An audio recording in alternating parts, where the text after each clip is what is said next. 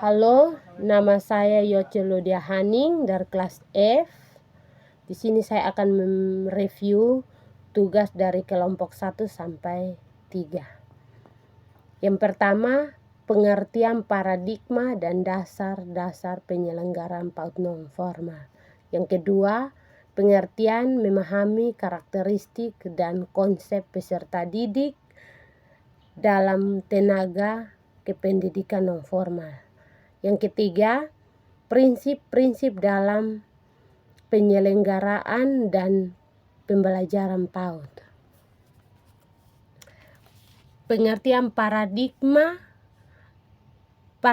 dalam disiplin intelektual adalah cara pandang orang terhadap diri dan lingkungannya yang akan mempengaruhinya dalam berpikir kognitif, bersifat efektif, dan bertingkah laku kognitif.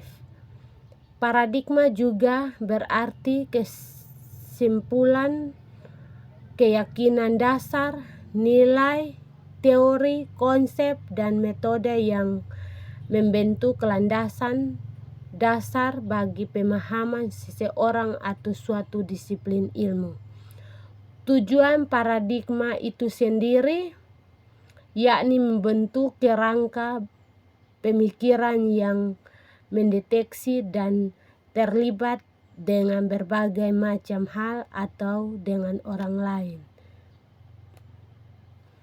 Suatu pendidikan pada jenjang pendidik anak usia dini merupakan satuan pendidikan yang menyelenggarakan upaya pembinaan yang bertujuan kepada anak sejak lahir sampai dengan usia 6 tahun, yang dilakukan melalui pemberian rangsangan pendidikan untuk membantu pertumbuhan dan perkembangan jasmani dan rohani agar anak memiliki kesiapan dalam memasuki ke pendidikan lebih lanjut.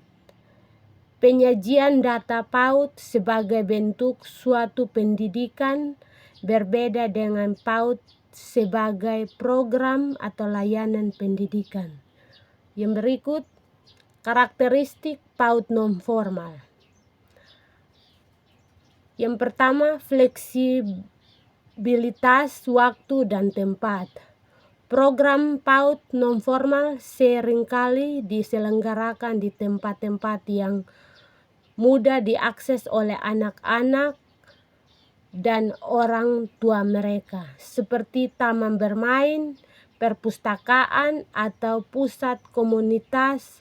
Waktu pelaksanaannya pun dapat disesuaikan dengan kebutuhan masyarakat seperti pagi hari, sore hari, atau akhir pekan.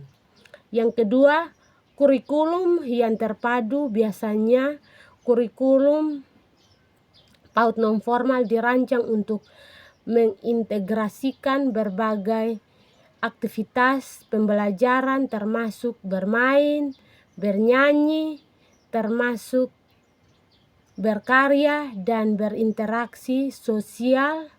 Tujuannya adalah untuk merangsang perkembangan holistik anak-anak termasuk aspek kognitif, fisik, sosial, dan emosional mereka.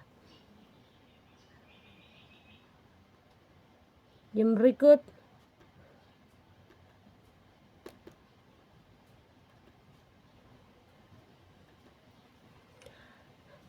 penggunaan metode pembelajaran yang berguna. Guru atau fasilitator dalam program PAUD non formal menggunakan berbagai pendekatan pembelajaran yang menarik dan sesuai dengan perkembangan anak-anak seperti permainan, cerita, lagu, dan eksperimen. Yang berikut, keterlibatan orang tua. Orang tua seringkali terlibat dalam proses pembelajaran anak-anak dalam program PAUD non formal. Mereka dapat diajak untuk berpartisipasi dalam aktivitas bersama anak-anak, mendukung pembelajaran di rumah, dan berinteraksi dengan guru atau fasilitator. Yang berikut, prinsip dalam penyelenggaraan dan pembelajaran PAUD. Pengertian prinsip-prinsip pembelajaran PAUD.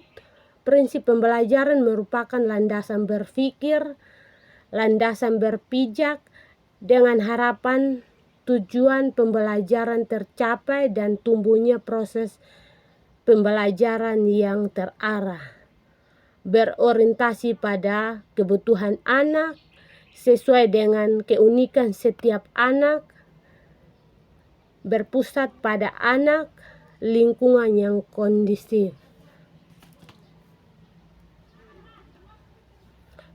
Penggunaan media dan sumber yang ada di lingkungan ini bertujuan agar pembelajaran lebih kontekstual dan bermakna, lebih dekat dengan kehidupan anak. Sumber belajar tidak hanya dari pendidikan saja, tetapi juga orang yang ada di sekitarnya.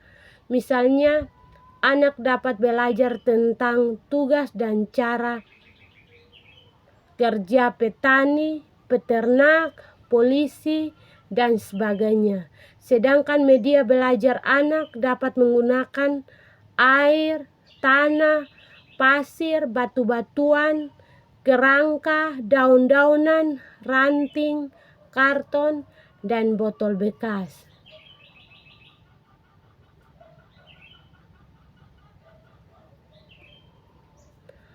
Bersifat menyeluruh yang mencakup pada semua aspek perkembangan anak, yaitu moral, fisik, motorik, kognitif, sosial, emosional,